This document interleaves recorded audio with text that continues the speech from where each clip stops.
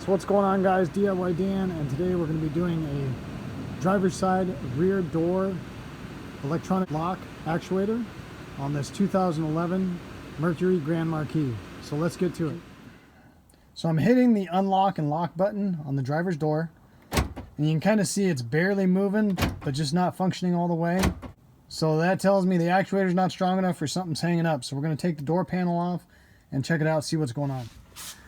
So the first thing is, had this little clip right there inside the door handle. I took that off. Then there was this Torx screw here, took that out. Then I popped out this panel here. Okay, and that basically pries straight up. Just careful, I did it by hand. Pop this up. Then there is another screw right here, right down there. It's a 9/32. And then there's one more bolt down here.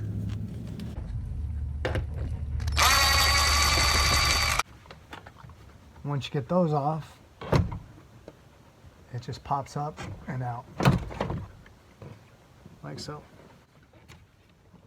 Don't forget to unplug this. So now I'm going to go ahead and pull this plastic off. And it usually stays intact pretty good if you be careful with it.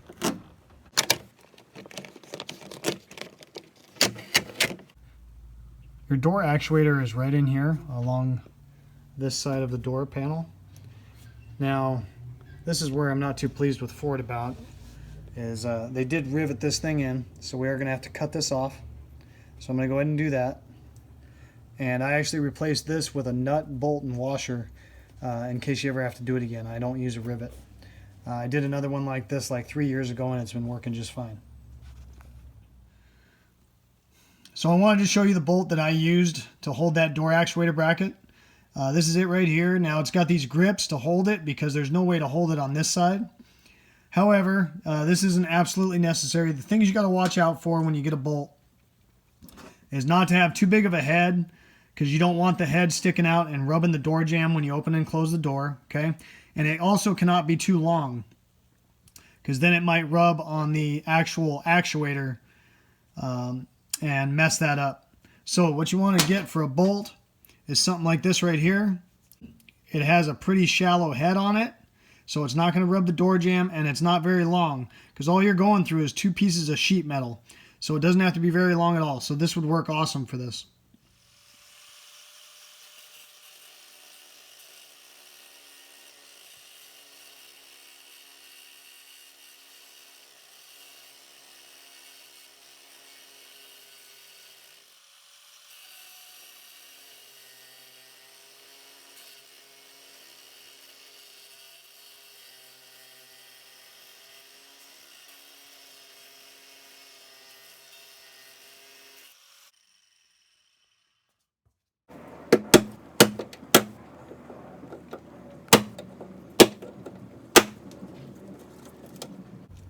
So pop that off, and you should be able to take a punch and push this in, like so. So if you want to, you can pull these 3 screws out, pull this mechanism out to get that disconnected. However, spread these 2 tabs and leverage this pin out, pull that rod. You can do the same thing on the one in there, and then just snap that in, because there's usually nothing wrong with this rod. So I removed that. I actually used a screwdriver in there like this to pry these open in there, and then pulled that rod up. So what I should have realized, and probably could have got away without drilling out that rivet, is I probably could have pulled these 2 apart like I just did there. I kind of got in here with a screwdriver, leveraged this open, and snap that off and left this in, and then pop this into place. So I'm going to go ahead and disconnect this one and put the bolt and nut in that I'm going to use to hold this on the new bracket. So I'm going to go ahead and take this window rail out and see if that gives me a little bit more room, because this is not popping into place nicely. So when I did the other side, I installed it like this, and I was able to, which wasn't fun, I put a nut, I held it with like a needle nose pliers and got the nut started and tightened it up. This one As you saw, I put the nut and the bracket in first and tried to pop this into the bracket. And I honestly feel it's going to be easier to use the needle nose and start the nut and tighten the bolt down and install this as one piece. Because I just took about 15 to 20 minutes to install that, getting very frustrated, and possibly was in risk of breaking that plastic tab. But I did get it in there. Okay, it is installed. Now, if you are getting no movement whatsoever out of your door lock, you can pull this off right here, disconnect this wire, and check for power. When you hit the switch one way, you're going to have a ground and a positive, and when you hit the switch the other way, it should reverse and you should be positive ground. If you do not have the power and ground here, then it's probably going to be your switch. So I'm going to go ahead and plug this in and we're going to try it out. So I got that plugged in. Now we'll see if it works. Go. Popping up nice, so everything's good now. So those actuators do just get a little weak and need to be replaced. This is not a fun one to do. Most of them are a lot easier than that. So we're going to go ahead and bolt this back in. So you can see where the washer was. Just make sure you put it back in that exact same place.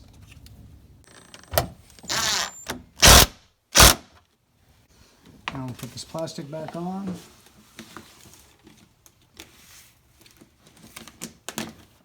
Line up your holes here. Usually it doesn't go back on perfect, but as long as you're relatively close, you're going to be okay. Alright, so you can pull it off without doing this, but I recommend taking this door handle off. And it's easier to do once it's out anyways, because you can kind of squeeze those tabs and help you get it out. The reason being is it has to line up with this little tab right here. So that'll make life a little easier going back together. So line that up.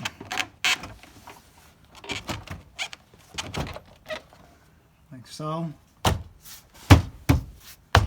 Tap that down into place.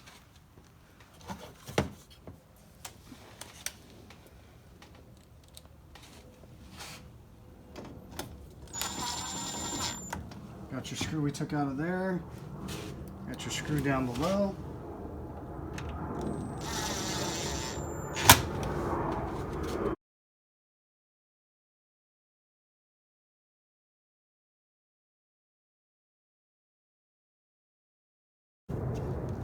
And that'll pop in, and then you can put your screw in.